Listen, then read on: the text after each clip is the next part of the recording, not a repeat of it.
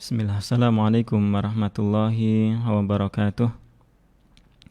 Innal hamdalillah nahmaduhu wa nasta'inuhu wa nastaghfiruh wa na'udzu billahi min syururi anfusina wa min sayyiati a'malina. May yahdihillahu fala mudhillalah wa may yudlil fala hadiyalah. Asyhadu an la ilaha illallah wahdahu la syarikalah wa asyhadu anna Muhammadan abduhu wa rasuluh. Allahumma salli wa sallim wa barik ala nabiyyina Muhammad wa ala alihi wa ashabihi wa man tabi'ahum bi ihsanin ila yaumiddin, amma ba'd. Kaum muslimin wal muslimat rahimani wa rahimakumullah. Alhamdulillah, kita bersyukur kepada Allah Subhanahu wa taala yang senantiasa memberikan kepada kita berbagai macam kenikmatan,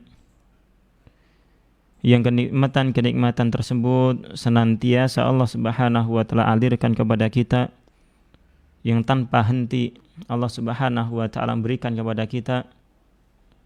Bahkan mungkin Allah Subhanahu wa taala senantiasa memberikan kenikmatan kepada kita walaupun kita terjatuh dalam sebuah kesalahan, terjatuh dalam sebuah kemaksiatan. Maka Allah Subhanahu wa taala yang penuh kasih sayang kepada hamba-hambanya, yang Rasul sallallahu alaihi wasallam pernah mengatakan tentang kasih sayang Allah Subhanahu wa taala, beliau mengisyaratkan kepada seorang tawanan, ibu-ibu tawanan, perempuan tawanan yang mencari anaknya di tengah-tengah tawanan perang, mendapati anaknya kemudian dia gendong dan dia susui. Dia belum berkata kepada para sahabat, bagaimana pendapat kalian, apakah ibu ini tega untuk melemparkan anaknya ke dalam api?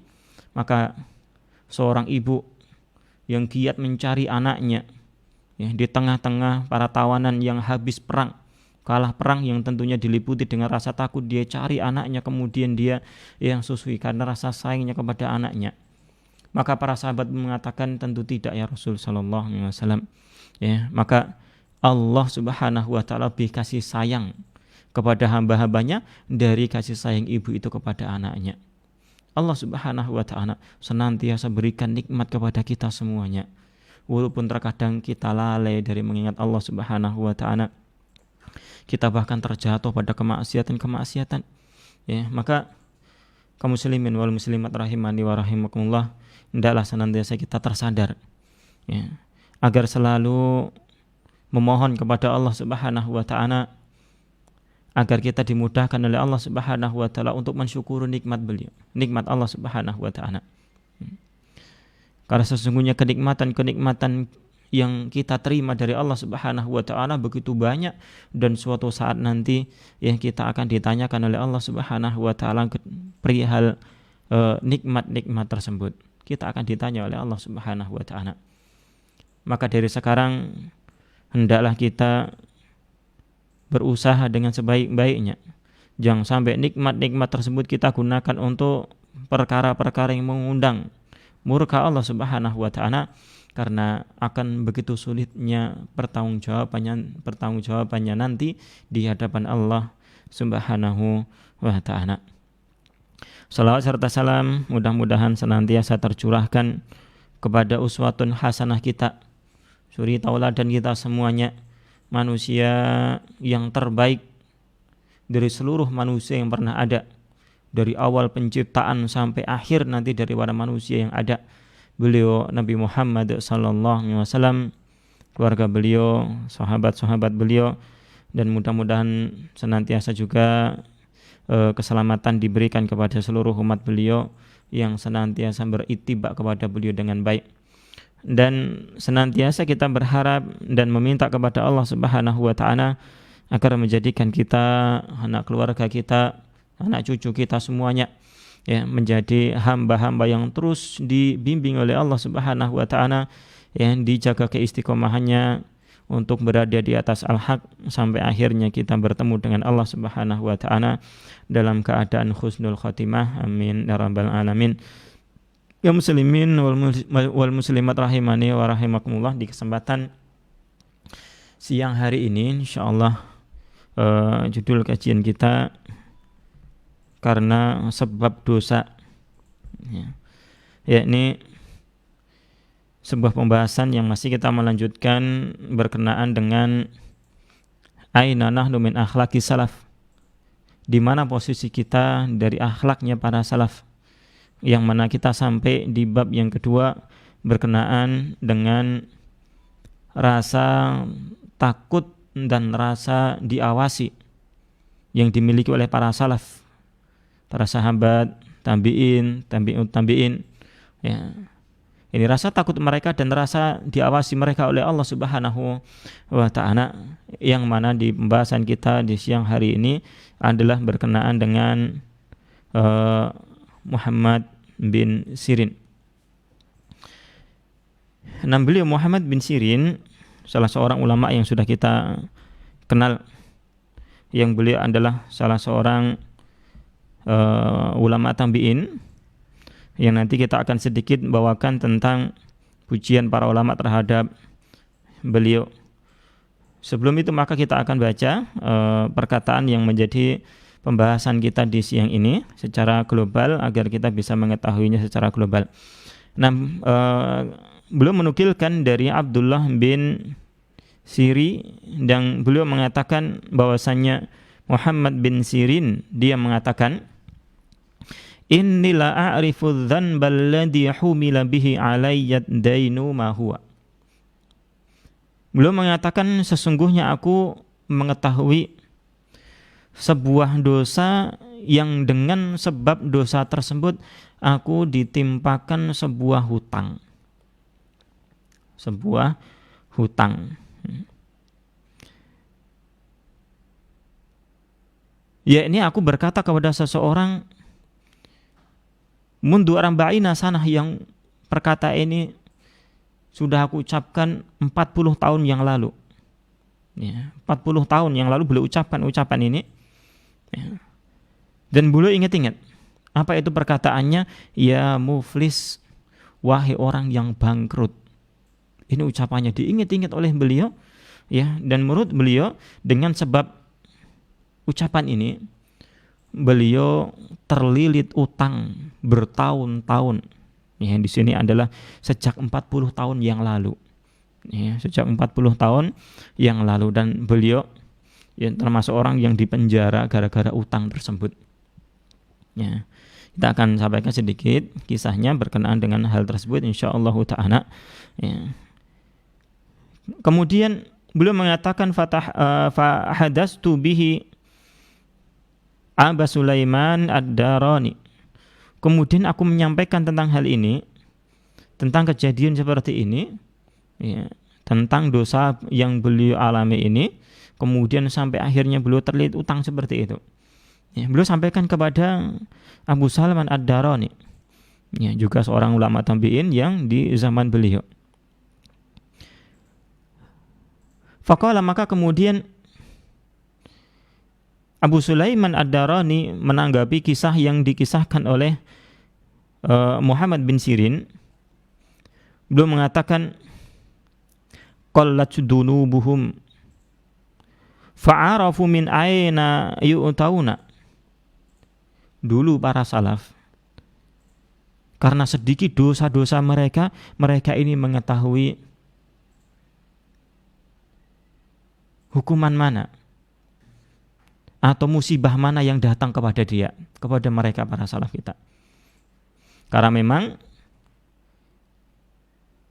seseorang diberikan musibah oleh Allah Subhanahu wa ta'ala itu adalah karena dosa-dosa yang dia lakukan.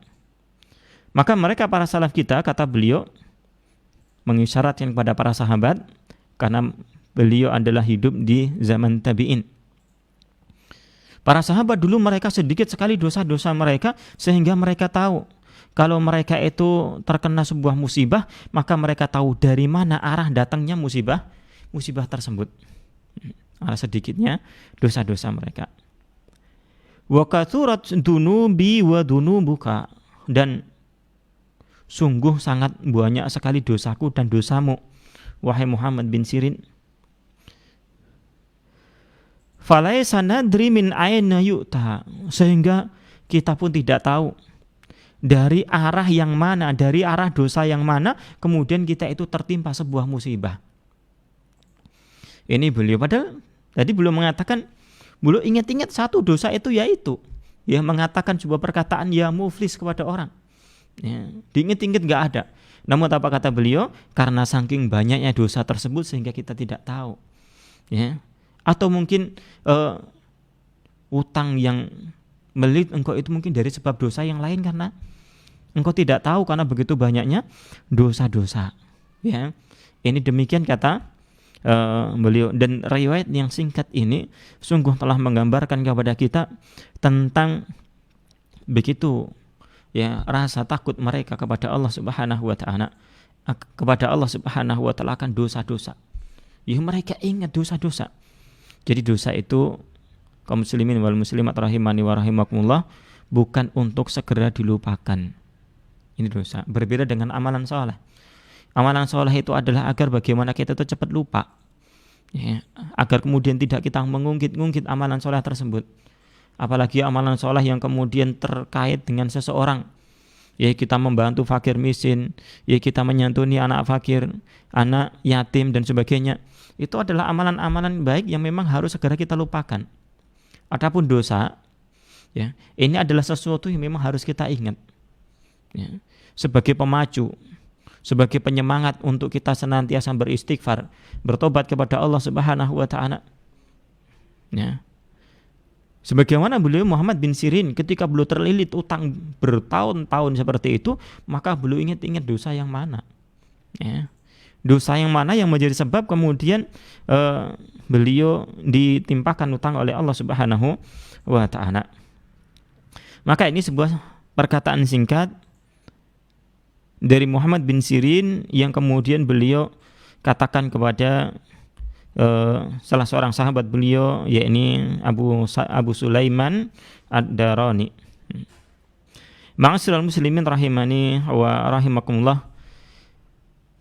Kita akan mengambil beberapa pelajaran yang beliau sampaikan di sini, atau kita berusaha mengambil pelajaran dari apa yang beliau katakan di sini atau kisah yang terjadi di sini. Dan yang pertama adalah kaitan dengan Muhammad bin Sirin itu sendiri. Ya, ini beliau adalah seorang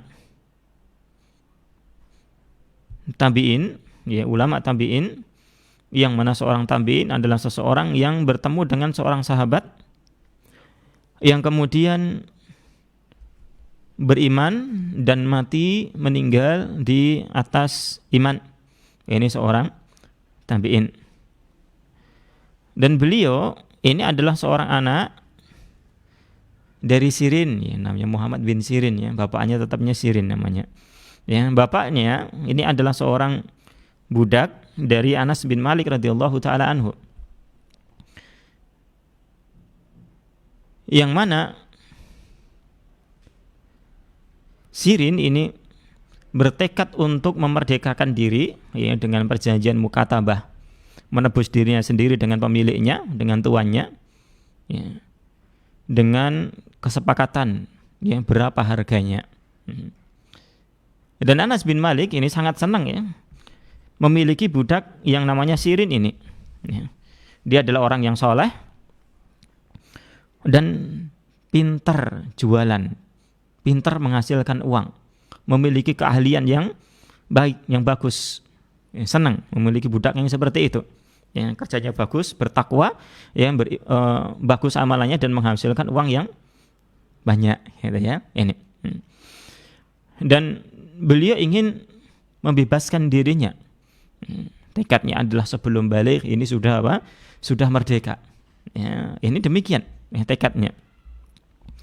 Maka kemudian Anas bin Malik kemudian meminta nasihat kepada Umar bin Khattab radhiyallahu taala anhu tentang yang demikian. Maka Umar radhiyallahu taala anhu ya menasihatkan agar segera untuk diwujudkan, yang disetujui hal tersebut. Maka kemudian beliau pun bekerja dengan rajin, ya, akhirnya ya beliau pun bebas. Dan kemudian beliau ingin menikah, ya, yang tidak lama dari itu maka beliau memilih budak dari Abu Bakar radhiyallahu taala, saya ingat saya demikian, ya, budak perempuan dari Abu Bakar radhiyallahu taala anhu. Yang mana Abu Bakar radhiyallahu taala anhu, ya, ini sebagaimana seorang ayah, seperti anak perempuannya itu mau menikah, maka beliau menyelidiki siapa yang melamarnya ini, yang Sirin, yang seorang yang sudah merdeka, ya, ini ditanya siapa hakikatnya yang disebut dengan Sirin ini, ya, dia soleh ataukah tidak. Akhirnya beliau pun bertanya kepada Anas bin Malik, yang mana ini adalah maulanya, ya, pemiliknya dulu.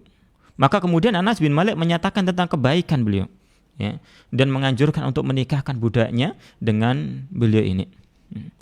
Maka budak perempuan yang itu merupakan seorang yang mulia, yang sampai kemudian Abu Bakar radhiyallahu taala memperlakukan demikian, ya, karena keistimewaan budak tersebut, ya. Dan kemudian di sini juga merupakan salah seorang yang memiliki keimanan yang tinggi, yang bagus, ya, maka menikah dan kemudian akhirnya melahirkan seorang ulama yang tersohor yang kita kenal dengan nama Muhammad bin Sirin, ya, yang mana beliau tumbuh berkembang di dalam keluarga seorang bapak dan ibu yang bertakwa kepada Allah Subhanahu wa taala. Maka beliau hidup di bawah asuhan, ya, seorang bapak dan ibu yang bertakwa kepada Allah Subhanahu wa taala, ya, sehingga beliau pun tumbuh berkembang dalam keadaan yang baik, ya, dalam suasana penuh ketakwaan kepada Allah Subhanahu wa taala, ya. Dan beliau adalah salah seorang yang mendapatkan pujian dari para ulama banyak sekali, ya. Yang mana para ulama mereka mengatakan di antaranya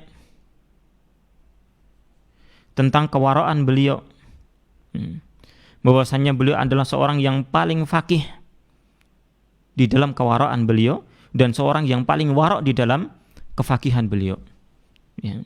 Ini yang mana beliau ini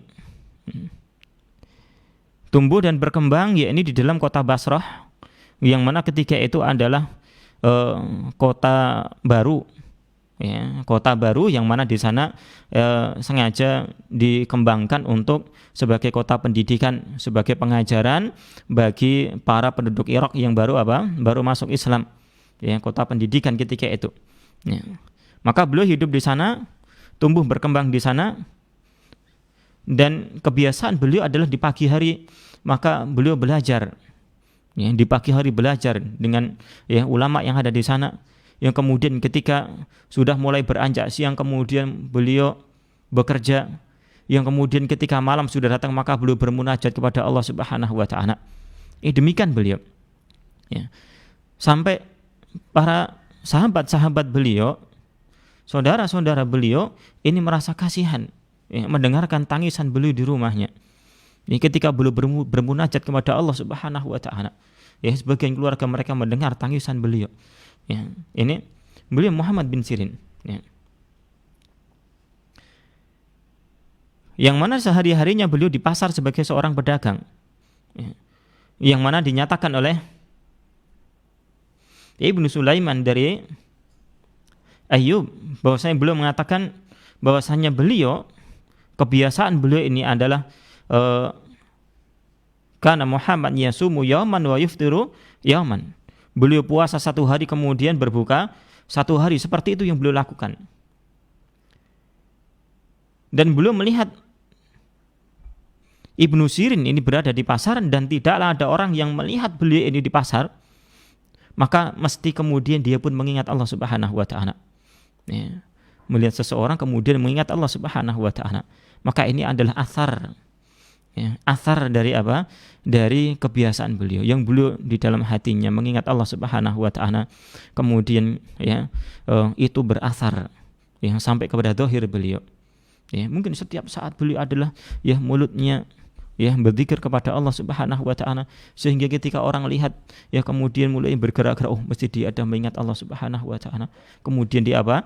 Jadi ingat kepada Allah Subhanahu wa taala. Ini demikian, Ya, anjuran kita semua juga apa? Agar senantiasa berzikir kepada Allah Subhanahu wa taala walaupun kita di tengah-tengah pasar berjualan. Ya, seperti itu. Ya, ini demikian Muhammad bin Sirin. Ya. Dan beliau dikatakan para ulama ini adalah orang yang sangat wara'. Dikatakan oleh Sufyan, beliau mengatakan lam yakun kufiyun wala basriyun lahu mislu wara'in misli Muhammad bin Sirin. Beliau mengatakan tidaklah ada seorang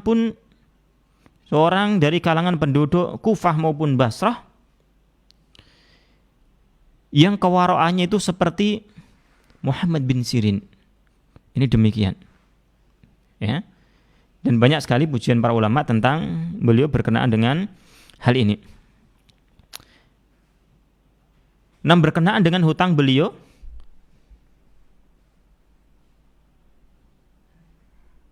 ya, berkenaan dengan hutang beliau yang beliau menganggap itu adalah sebagai sebuah musibah dan betul. Ya, karena seseorang itu akan tergantung dengan hutangnya. Ya, yang Rasulullah SAW ya, pernah beliau mau mensolatkan jenazah seorang sahabat.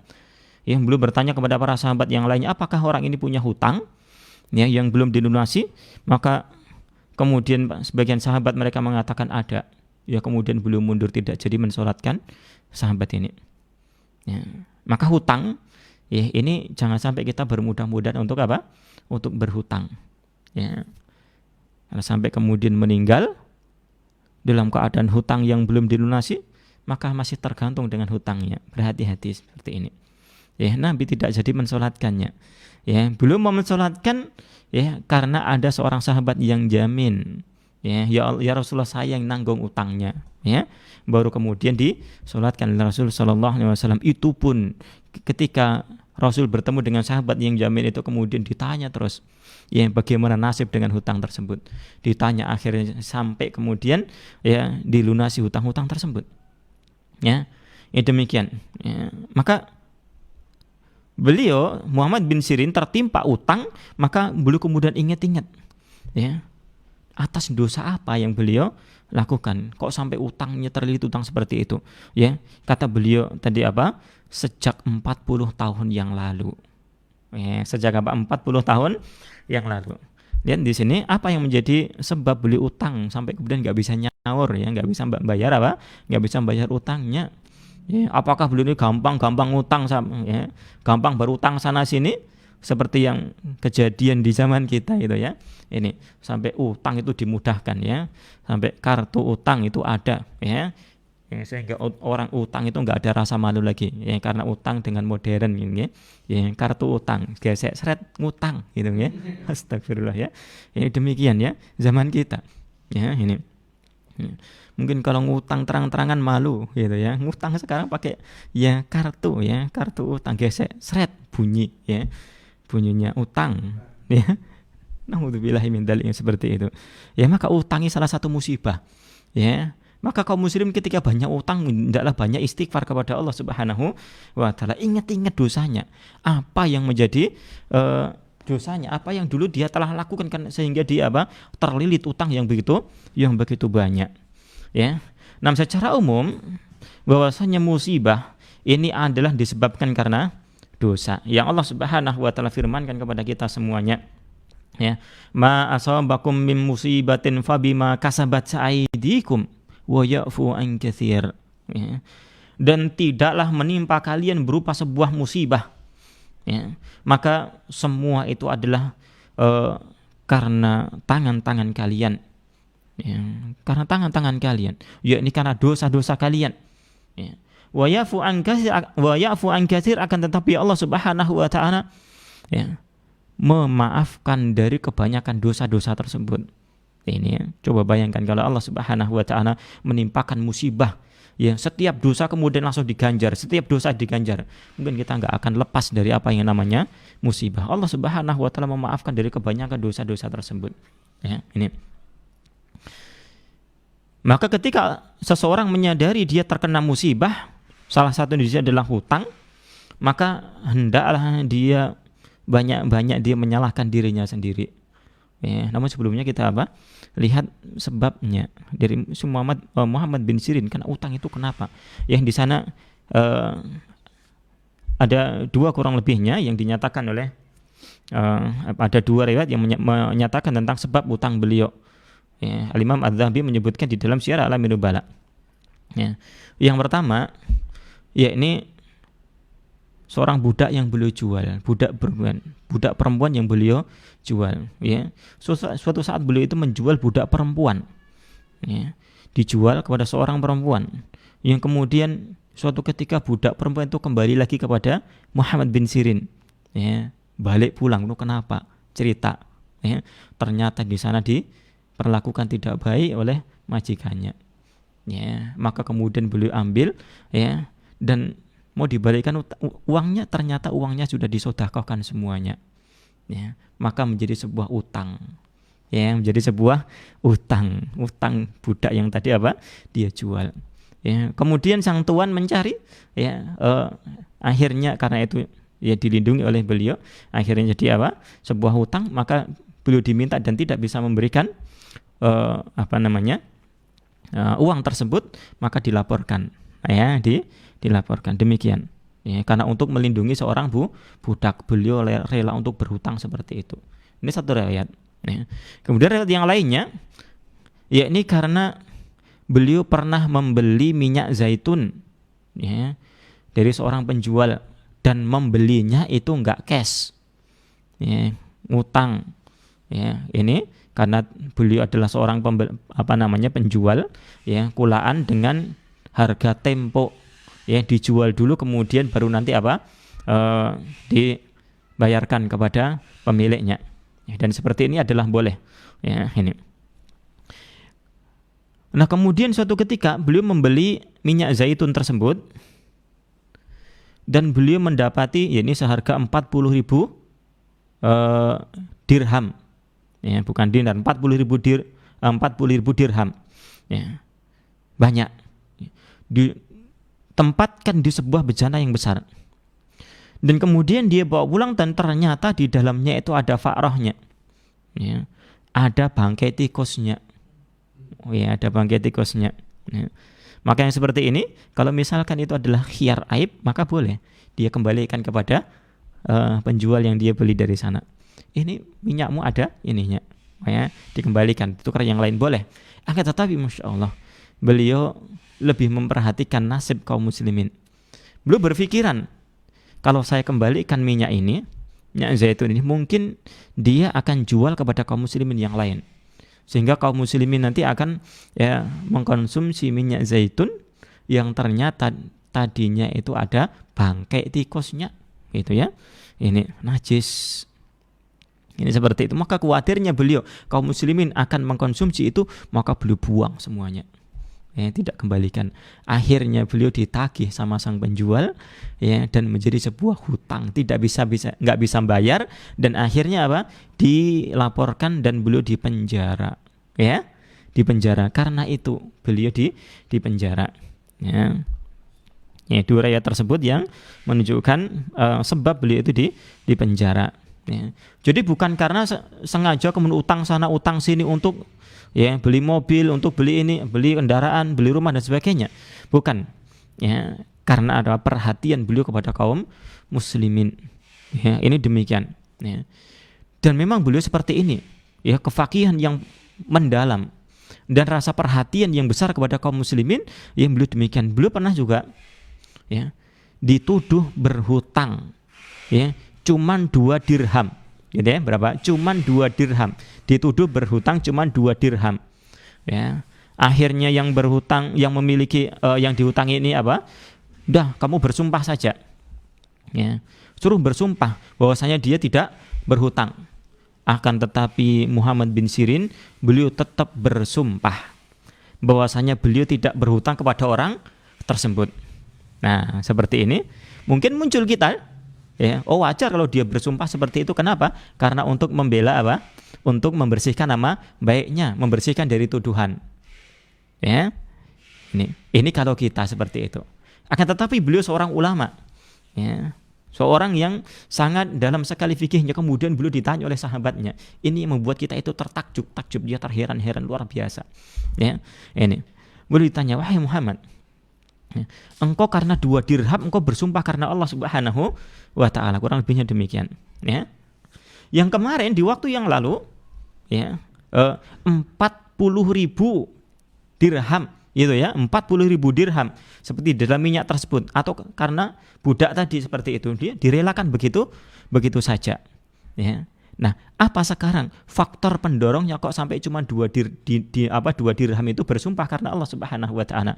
Maka ini menunjukkan seseorang enggak boleh, ya, bergampang-gampang bermudah-mudahan bersumpah atas nama Allah Subhanahu wa taala.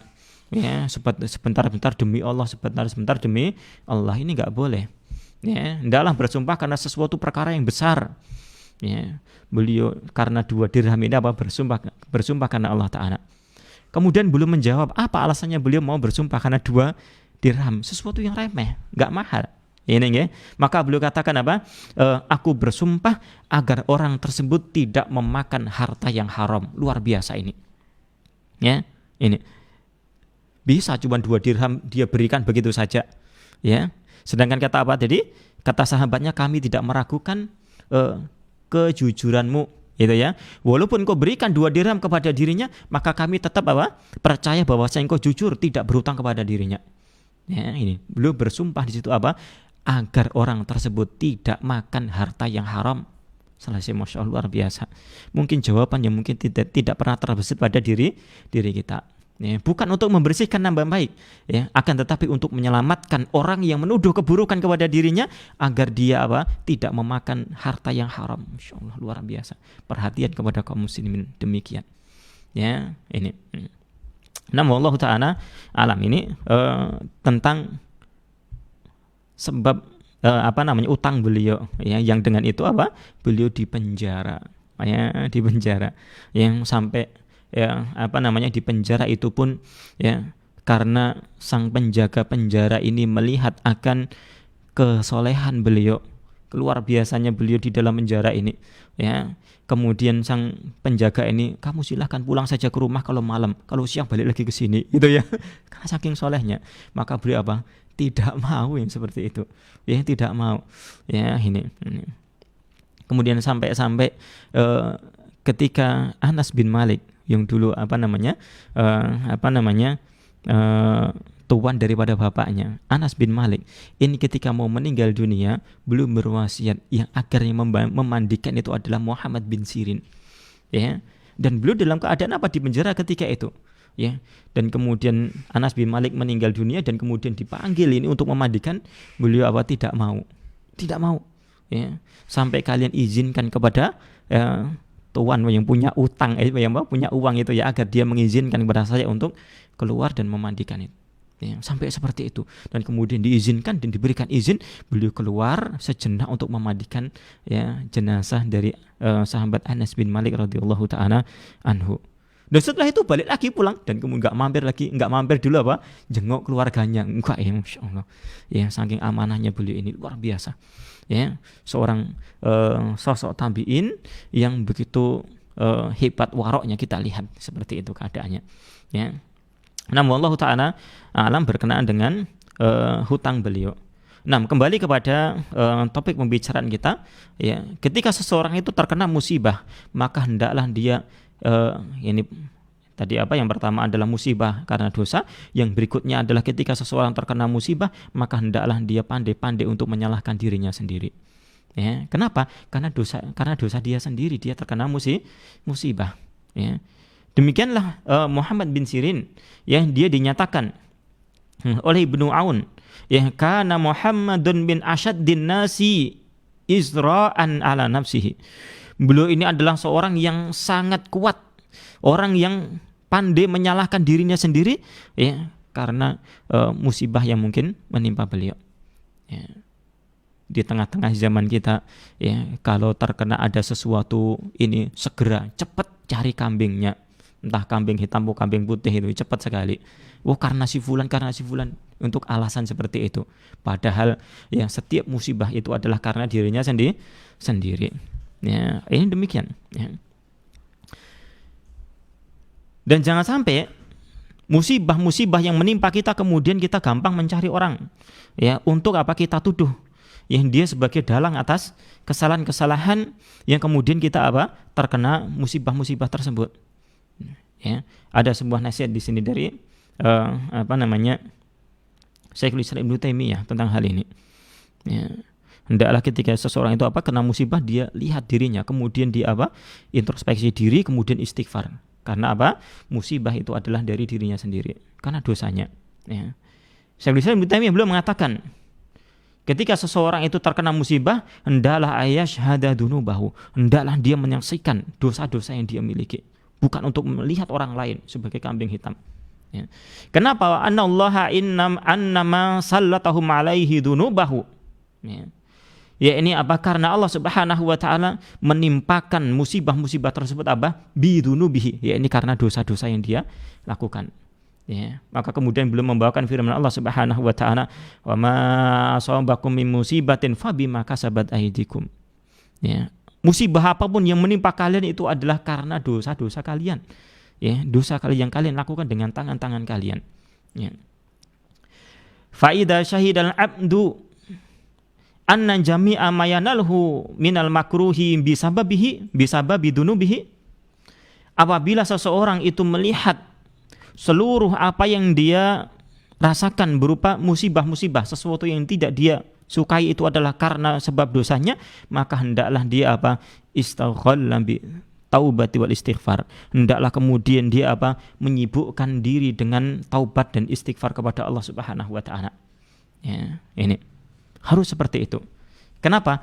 Karena dosa tersebut akan diampuni oleh Allah Subhanahu wa taala karena Karena kemudian sebab istighfar seseorang, taubat seseorang.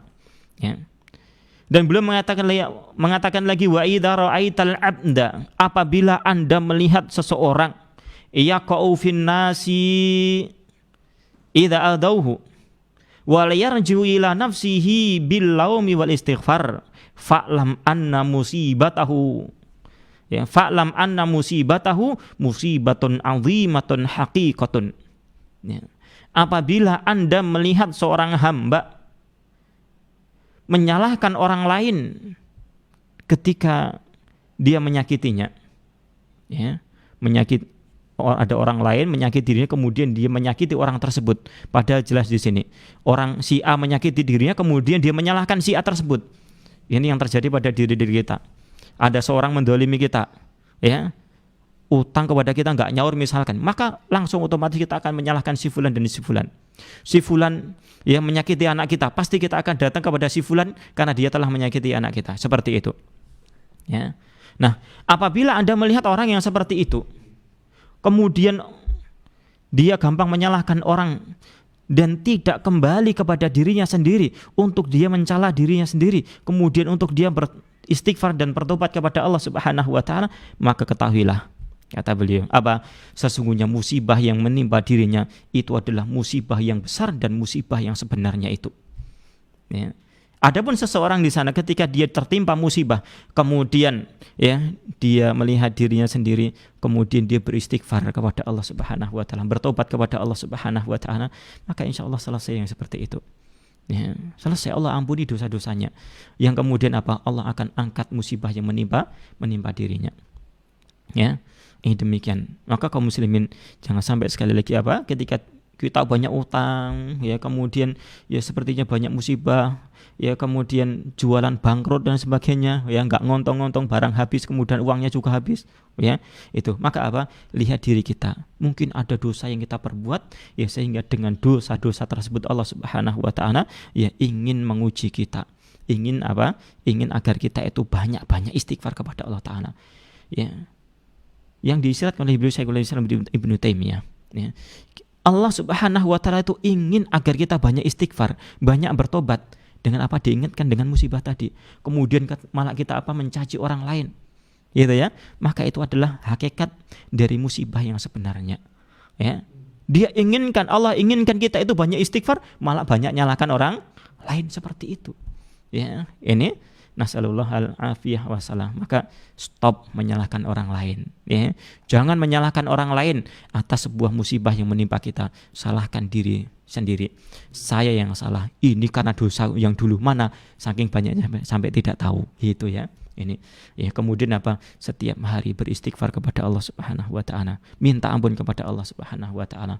Dan inilah yang telah dituntunkan oleh Rasul sallallahu alaihi wasallam. Beliau mengatakan, wallahi inni la astaghfirullah wa atubu ilaih. Demi Allah aku beristighfar dan bertobat kepada Allah Subhanahu wa taala fil yaumi aktsar min sab'ina marrah. Di dalam satu hari itu lebih dari 70 kali. Ya. Ya, lihat Sahih Bukhari dan Muslim. Ya, dalam sebuah riwayat dinyatakan ya sampai 100 kali beliau istighfar dan bertobat kepada Allah Subhanahu wa taala. Ya, ini beliau Nabi sallallahu alaihi wasallam mencontohkan kepada kita semuanya. Ya, adalah pandai-pandailah kita untuk melihat hakikat diri kita.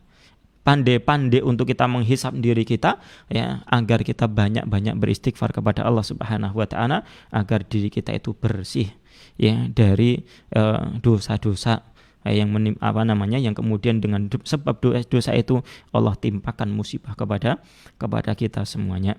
Ya. Ali bin Abi Thalib radhiyallahu taala anhu, beliau juga mengatakan, ya, mana zalal bala'u illa bidzanbin, tidaklah turun sebuah bala, sebuah musibah illa bidzanbin, kecuali itu adalah karena sebab dosa. Ya. Wala rufi'al bala'u illa bitaubatin, dan tidak akan diangkat bala tersebut, musibah tersebut, kecuali karena taubat. Ya, maka hendaklah kita banyak-banyak bertobat kepada Allah Subhanahu wa taala. Ya, ini pelajaran yang kedua. Apa tadi?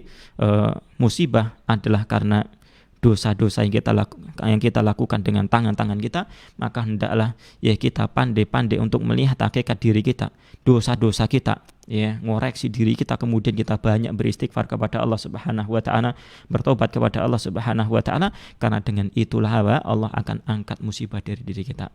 Ya. Dan jangan sampai kita pandai lisan kita untuk menyalahkan orang karena ya, mungkin si fulan secara dohir seperti itu, betul secara dohir ya, si fulan adalah orang yang berbuat buruk kepada kita.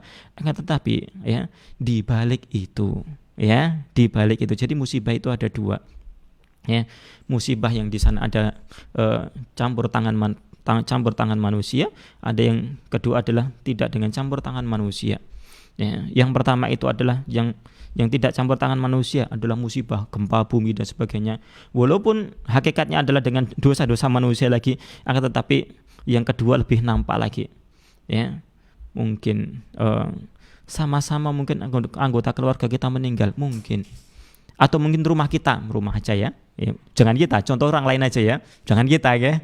Wah, kalau kita jangan ya, orang lain aja, si A misalkan ya, rumahnya kebakaran, ya, karena mungkin konslet ceklik gitu ya, konslet, atau mungkin rumahnya hancur karena bencana alam, yang selesai itu ya, nggak ada campur tangan dari orang, bencana alam, gempa kemudian hancur rumahnya, mau nyalahkan siapa gitu ya. Nah, itu adalah takdir Allah Subhanahu wa taala.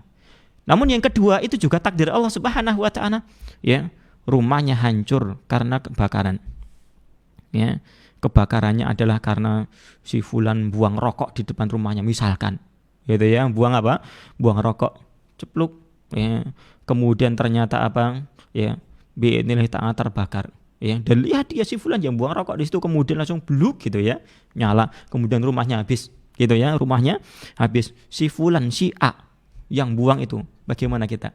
Apakah kemudian langsung wah si A dan si A harus tanggung jawab kamu, gitu ya? Maka di sini nasihatnya adalah tidak demikian. Ya, adalah bagaimana kita itu melihat diri kita. Ya, betul dia yang telah melakukan itu, namun di balik itu Allah yang telah menakdirkan si fulan itu membuang sesuatu di tempat kita, kemudian melalui tangan dia takdir Allah itu berlaku pada kita, sama-sama musibah. Ya, sama-sama musibah. Kalau kita hanya pandai menyalahkan si fulan tanpa kemudian kita melihat hakikat dosa-dosa kita, maka musibah yang menimpa kita itulah sebenar-benar musibah, sebesar-besar musibah. Itu seperti itu. Ya, ini. Tetapi kalau kita kemudian banyak beristighfar kepada Allah Ta'ala, ya Allah ini adalah karena dosa-dosa saya, maka telah tercapailah tujuan Allah Subhanahu wa Ta'ala memberikan musibah kepada kita. Apa itu? Ingin mengingatkan kita semua untuk kita menjadi hamba yang lebih baik, ya, bertobat kepada Allah Subhanahu wa taala. Nah, wallahu taala alam. Kemudian di antara pelajaran yang berikutnya, pelajaran ketiga di sini apa? Tidak boleh seseorang itu memanggil seseorang dengan panggilan-panggilan yang enggak bagus. Ya, di sini apa? Muhammad bin Sirin mengatakan apa? Ya muflis. Ya, salah satu dosa yang ini ya. Ini ya salah, berarti ini sebab yang ketiga dosanya ya, yang terlilit utang itu ya, walaupun tadi perbuatannya seperti tadi kita terangkan sebabnya gitu ya, sebabnya di sini salah satunya ini adalah apa? Ya muflis, dia mengatakan julukin orang, wahai orang yang bangkrut ya, dan mungkin ini adalah bangkrut secara istilah, bukan secara bahasa saja, karena orang yang bangkrut secara bahasa mungkin ya orang yang berjual beli kemudian barang dagangannya habis kemudian ya nggak dapat untung seperti itu ya. Namun di sini mungkin dimaksudkan adalah muflis dalam istilah syar'i ya, ini mungkin beliau melihat seorang pelaku maksiat yang dia adalah pelaku maksiat dari satu sisi itu adalah apa? Dari satu sisi dia rajin beribadah ya. Rajin beribadah namun juga apa? Banyak mencela, banyak nipu dan sebagainya. Itu adalah hakikat orang muflis nanti di akhirat. Rasulullah SAW beliau pernah bertanya kepada para sahabat, ya, hal tadruna mal muflis, tahukah kalian para sahabatku tentang siapakah orang yang bangkrut itu? Ya, ini. Maka Nabi SAW menjelaskan tentang orang yang muflis tersebut. Orang yang muflis di umatku, ya, di antara kita adalah seorang yang datang di hari kiamat nanti dengan membawa pahala besar, pahala sholat, ya, pahala zakat, pahala haji, pahala puasa dan sebagainya. Ya, ini menunjukkan dia adalah ahlus sunnah, gitu ya. Seorang muslim yang amalnya diterima. Ya, dia bawa pahalanya itu, bawa. Ya, ini. Akan tetapi sungguh dia telah mencela si fulan, mencaci si fulan, menghibah si fulan dan sebagainya. Ya, menghibah dan sebagainya. Ya. Kemudian diambilkanlah pahala dari dia kemudian diberikan kepada si fulan dan sebagai fulan. Akhirnya pahalanya dia habis, ya, mau diberikan ternyata ya tanggungannya belum selesai. Akhirnya diambilkan dosa, ditimpakan kepada dirinya. Inilah orang yang bangkrut di kalangan umat Nabi SAW. Ya, ini dia mengatakan kepada si fulan, wahai orang yang bangkrut itu seperti itu. Ya, sampai akhirnya dengan sebab itu dia terlilit utang, walaupun sebabnya tadinya nggak bisa nyaur. Ya, dengan sebab dua hal tadi, ya, dia tidak bisa nyaur utangnya, akhirnya dipenjara seperti itu. Ya, ini. Ya, ini kok melihat diri, berkaca kepada diri sendiri. Ya. Nah, dan nggak boleh yang seperti ini memberikan julukan kepada orang lain. Ya, secara umum ini masuk kepada firman Allah Subhanahu wa taala, ya, wala talmizu anfusakum, janganlah kalian menjuluki diri kalian dengan yang jelek. Ya, wala tanabazu bil alqab, dan janganlah kalian saling memberikan gelar, julukan yang tidak baik. Ya, zaman kita ya, ini. Jangan manggil julukan yang aneh, wah hitam gitu ya, jangan, ya, dan sebagainya, jangan. Ya, ini. Dan juga di sini tidak diperbolehkan untuk menghukum seperti apa, ya kafir. Ya kafir, nggak boleh membaca seperti itu. Ya, di sini seperti apa, ya muflis, itu tidak diperbolehkan, bahaya seperti itu. Ya. Terkait dengan panggilan kafir, ya, bahaya mengkafirkan orang tanpa hak. Rasulullah SAW belum mengatakan, ya, mangqala li akhihi ya kafir, barang siapa mengatakan kepada saudaranya wahai kafir, qad ba'a ali ahadihima, sungguh ucapan tersebut akan kembali kepada salah seorang di antaranya. Ya, kalau benar yang dituduh adalah memang betul dia melakukan perbuatan kekufuran dan memang berhak untuk dikafirkan, maka untuk si fulan itu dituduhkan. Kalau ternyata si fulan itu karena berbuat kekufuran tidak tahu misalkan, ya, terhalang karena kejahilan dan sebagainya, yang nggak pantas untuk dikafirkan, maka akan kembali kepada dirinya. Wal'iyadzubillah, ngeri seperti ini. Ya, ini. Nah, julukan kemudian ya muflis dan sebagainya, kalau ternyata si fulannya nggak muflis, mungkin juga akan kembali kepada dirinya, bahaya seperti ini. Ya, maka nggak boleh memberikan julukan-julukan yang lakopnya yang seperti itu tidak baik. Ya, termasuk juga lakop-lakop di dunia ya. Ini wahai hitam dan sebagainya nggak boleh. Ya, yang mana Muhammad bin Sirin, ya, ketika beliau duduk dengan seseorang kemudian beliau mengatakan si fulan itu hitam, gitu ya. Si fulan itu hitam, maka beliau mengatakan, aduh, saya telah menghibah si fulan. Baru satu ucapan itu ya, beliau sudah kemudian ingat, saya telah menghibah si fulan. Ya, ini. Nah, mungkin kita terlalu banyak kita ngomong si fulan dan si fulan, kita tidak merasa kita telah menghibah si fulan. Ya, akhirnya pun terkadang seseorang ya ustadznya diribah sana sini nggak menyadari ya. Ya ustadz yang menyampaikan kebaikan sana sini kemudian apa diribai sana sini. Ustadz gini-gini ya gitu ya dan sebagainya. Ya, ini Allah Ta'ala a'lamu bishawab ya. Kemudian juga di sini yang terakhir bahwasanya semakin hari ya ini hari-hari itu akan semakin buruk ya, yang Nabi SAW mengisyaratkan di dalam sebuah hadis yang tidaklah datang suatu tahun suatu zaman kecuali setelahnya itu akan lebih buruk dari yang sebelumnya. Di sini dulu mereka para sahabat itu ingat dengan dosa-dosa mereka ya, sekarang ya saking banyaknya dosa-dosa kita ini kita tidak mengingatnya ya.